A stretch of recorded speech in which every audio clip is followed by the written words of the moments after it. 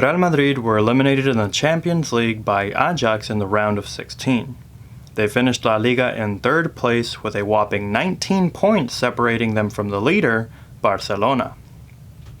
And speaking of Barcelona, they were the team who eliminated Real Madrid from the Copa del Rey in the semi-finals.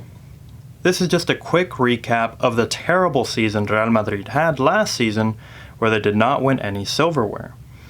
It sure is a perfect depiction of a fall from grace for a team who had dominated across Europe for so long. What's up everyone, and in today's video we will discuss the top 5 reasons why Real Madrid has been struggling as of late.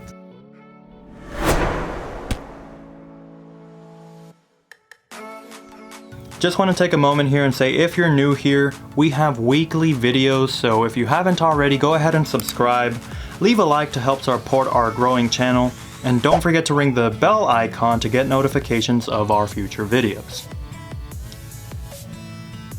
Coming in at number 5, we have Cristiano Ronaldo's departure. Ronaldo is Real Madrid's all-time goal scorer who spent 9 years with the club.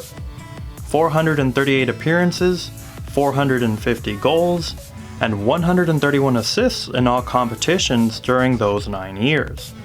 The man is a living legend, of that there's no doubt, but he eventually made the decision to sign for Juventus for 100 million euros, or approximately about $117 million.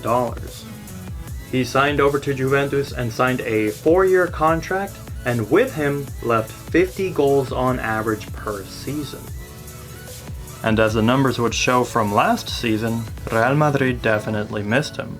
When taking into account all goals scored in La Liga and in the Champions League, we can have a look and compare this past season to the season where Real Madrid still had him. It is no coincidence that when you add these goals up, Real Madrid scored 49 goals less the season after Ronaldo left. But it wasn't just his goals and assists that Real Madrid missed. Ronaldo demanded excellence, and only the absolute best from his teammates would ever be enough for him. He was a leader on the pitch, and ever since he's left, it's obvious that Real Madrid does not have the same hunger as they did when he was on the pitch with them. Reason number 4 is Zinedine Zidane's decision to leave the club. Zidane was head coach from January of 2016 to May of 2018. During that time, he won 3 consecutive Champions League titles, 2 Club World Cups, and 1 La Liga championship. His key stats include 149 games as head coach, with a 70% win ratio.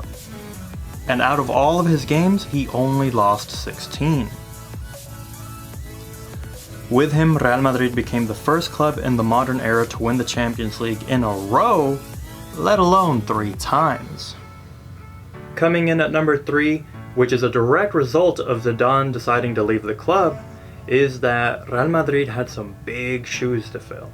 And when Zidane decided to leave, Real Madrid had to go through several coaches because things were just not working out. Lopetegui was the one who took over after Zidane left, but he only lasted from July of 2018 to October of the same year. In total, Lopetegui only coached 14 games with a record of 6 wins, 6 defeats, and 2 draws. Lopetegui's time as head coach led to the worst run of form that Real Madrid had seen since the 2008-2009 season. Clearly because of his poor performance and the terrible form that Real Madrid was in, he was sacked, and Solari then took over from October of 2018 to March of 2019, and coached a total of 32 games as head coach for Real Madrid. And although Solari did last longer as head coach compared to Lopetegui, his time as head coach did not fare well either, with the season pretty much collapsing in the span of 1 week. In that week, Real Madrid lost 3 times in a row at home, which just made things much worse. Real Madrid were eliminated from the Champions League and from the Copa del Rey, and then only 3 days later lost to Barcelona at home in La Liga to end their title run. It came as no surprise following this absolute train wreck of a week that Solari was sacked not long after. Zidane was then announced as returning as head coach for Real Madrid from March of 2019 until present time. Coming in at number 2 is the age and mentality of some of the veteran players that are on the squad. After the addition of all of the new transfers into the team, the average age of the team is 26, which honestly isn't that bad, but there are several veteran players that are on the wrong side of 30. Ramos is currently the oldest player at 33, but the likes of Marcelo, Benzema, Modric, and Bale are all in that 30s club. And I for one would argue that this list of players especially are some of the ones underperforming as of late. Well, okay, everyone barring Benzema because he had an amazing season last year. I for one absolutely agree with this article where the author states that Real Madrid has a team full of players who don't feel that they need to win anymore because of how much they've already won. As I had mentioned earlier with Ronaldo, the team lacks the hunger to win, and Zidane is going to have a tough time trying to motivate the veterans in the squad who feel they have nothing left to prove. And now for number 1, it doesn't seem like Real Madrid has a plan moving forward. And their preseason would definitely be a testament of this. I do understand the club's attempt at fixing this by bringing in new players, but I just want to highlight 2 in particular that came into the club. Number 1 being Hazard, who only scored once throughout the preseason and pretty much didn't do anything else besides that. And then the second player is Jovic, who was a complete ghost throughout the preseason. Like, did you even hear his name throughout the games? Because I for one didn't. And obviously it's not Hazard or Jovic. It's not either of these 2 players' fault entirely. It's a team sport and obviously everybody takes responsibility. But I feel like for these players who came into the club in order to replace Cristiano Ronaldo's 50 goals per season, I'm just not seeing it. I do believe they have the potential to get there over time, but time is running out.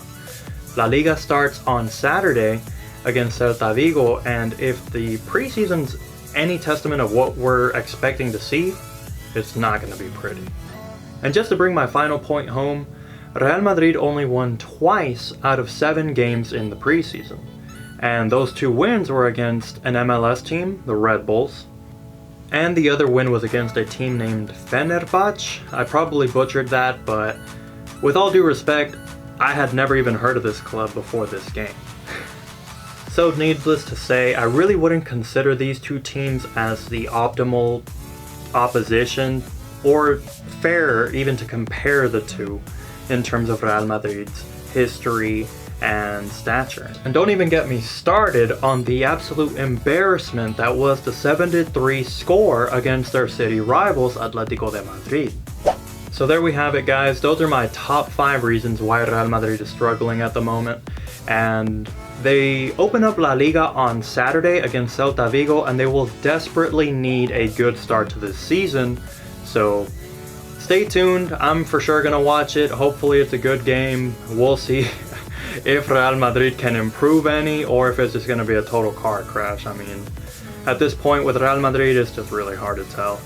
As always, if you made it until the end of the video, I just want to give you a big thank you. And do you agree with my top 5 reasons? Do you think I've missed anything or left anything out?